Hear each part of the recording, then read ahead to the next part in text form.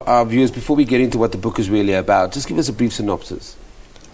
Well, this is actually, I would say, it's a biography of a young woman at the age of 11 who's at the age of 17 reflecting on the many characters of women within her community, and then how it affected her, how the relationship between the genders affected her, and how she looks at the future, how she's going to live her life with what has actually happened to her. You have an interesting way of putting words on paper. In room 207, you deal with somebody who potentially has a bright future but doesn't have access to funds. Here, you look at the stark reality of life for individuals or people that are potentially seen as victims all the time. Why are these issues so important to you?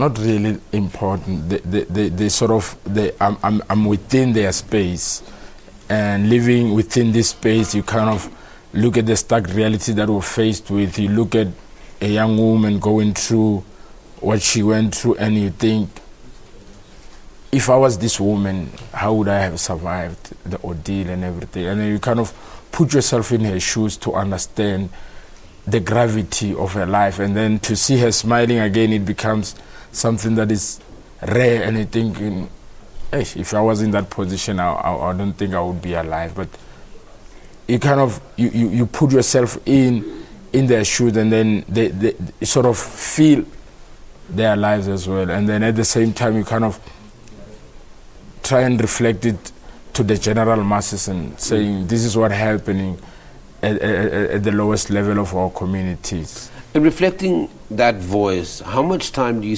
actually spend talking to other 17-year-olds or people that have found themselves in this situation, so that you can be able to tap in whatever that emotion is, whether it's betrayal, anger, vulnerability? Well, I eardrop most of the time. Just the reality. They will be walking, going that way, and then I just walk behind them and just listen to what they are saying, how they are saying it, their reflections, sort of my own research, and then I take notes in my brain and then just scribble them down. So it's kind of in time when I come to put them on paper, and sort of it reflects the reality. In a Mail and Guardian article, I think I'm just trying to, on the 24th of Jan 2014, your book has been described as probably your most controversial novel to date. As a writer, when you hear words like that, most controversial, what goes through your mind? And is that what you wanted people to be, either accepted, offended, their sensibilities to be touched? Well, I didn't think it was controversial as much, but the journalists, they can say anything and get away with it. But in reality, I was trying to write a poem to this young woman and to feel her pain, and the words couldn't come. And fighting to write this poem, it resulted in the book, and then just trying to feel what she's feeling and then capture it and put it on paper. But the poem never materialized, and in the end, I wrote the book. There's a line in your book. I'm not going to give it away because obviously we want people to buy it, but it says, "I now pronounce myself deflowered." You have a way with words when you talk about the mind being decayed. Are you doing this using particular words on purpose to evoke particular emotions, knowing that it would stir debate or that it would upset someone? Well, that's the interesting part about the power of language.